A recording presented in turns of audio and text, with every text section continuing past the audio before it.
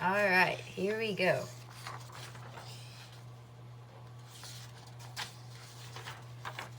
Chapter 1. Here's some key points for Chapter 1. After this, I will be giving examples.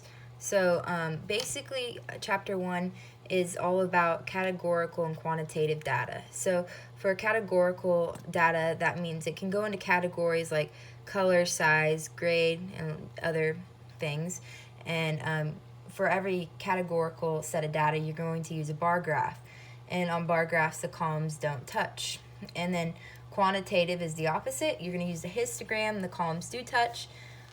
Usually the vertical axis, it's going to be counts or percents, and a main way to remember quantitative data is that it's numbers. So how you're going to describe your graphs, you're going to use shape, center, and spread. So shape means, is it skewed, or is it symmetrical, is it uniform? Center, that's either going to be mean or median, and then spread is just going to be how far it goes left or right. To find an outlier, you do 1.5 times IQR, which I'm going to do an example for that. And then you can also find mean and standard deviation on your calculator. So here are some, I'm going to do some examples on here. So an example of a bar graph.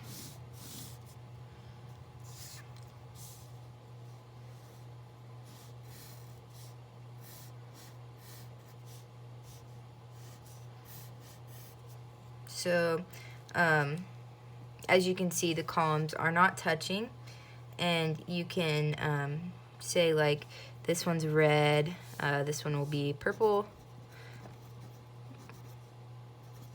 and like orange, and say this is for some kind of candy.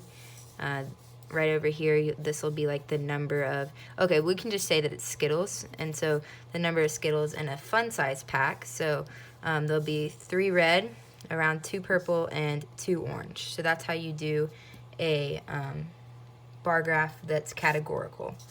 For quantitative, you're going to do a histogram. So these are all going to be touching, as I said earlier. And you can do percents over here, like 10, 20, 30, 40%. And then on the bottom, it's going to be different things, like different numbers. Okay, so then I'm going to show you how to find an outlier and also how to find the mean, median, mode, range of this set of data here. Okay, so to find the median, you can go back and forth like this, and we would find the median to be 9. So I'll write that over here.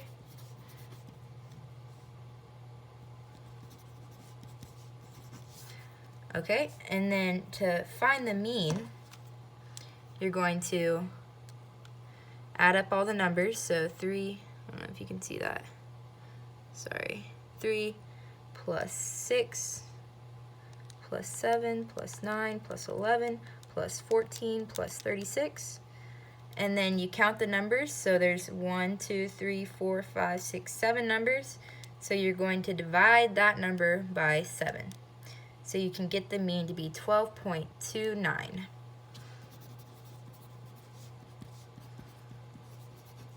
Okay?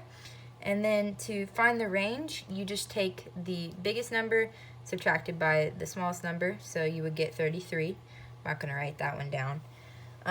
Okay, so then we're going to figure out if there's an outlier. So to do that, formula is 1.5 times IQR. So to find the IQR is going to be Q3 minus Q1. So to find Q3, it's the in between the mean and the maximum. So that'll end up being 14. So Q3 equals 14 minus Q1, which is going to be the same over here, so it'll be 6. And so you'll get your IQR to equal 12. So to figure out if there's any outliers, you're going to do 1.5 times 12, which is 18. So to figure out if you're going to have any outliers here, you're going to take your Q3, which is 14. 14 plus this number we got right here. And 14 plus 18 is going to be 32. So because 36 is above 32, that'll make 36 an outlier. Okay? So, and to decide if 3 is an outlier, you're going to do the same thing on the other side. You're going to take 6. This time you're going to subtract 18, and you get negative 12. But because 3 is above negative 12, then that means you're okay on the other side. So that's basically it. Now that we know how to find all of that on by hand, I'll show you how to do it by your calculator. So I already took the time and put it in my list. So you're going to go to Stat, then Edit, and then you can enter those numbers into your list. To find the mean, you're now going to go Stat, Calc, then the first one, Enter, Enter, Enter, and then here are all your numbers. So the first number right there, that's going to be your mean, and that's what we got already.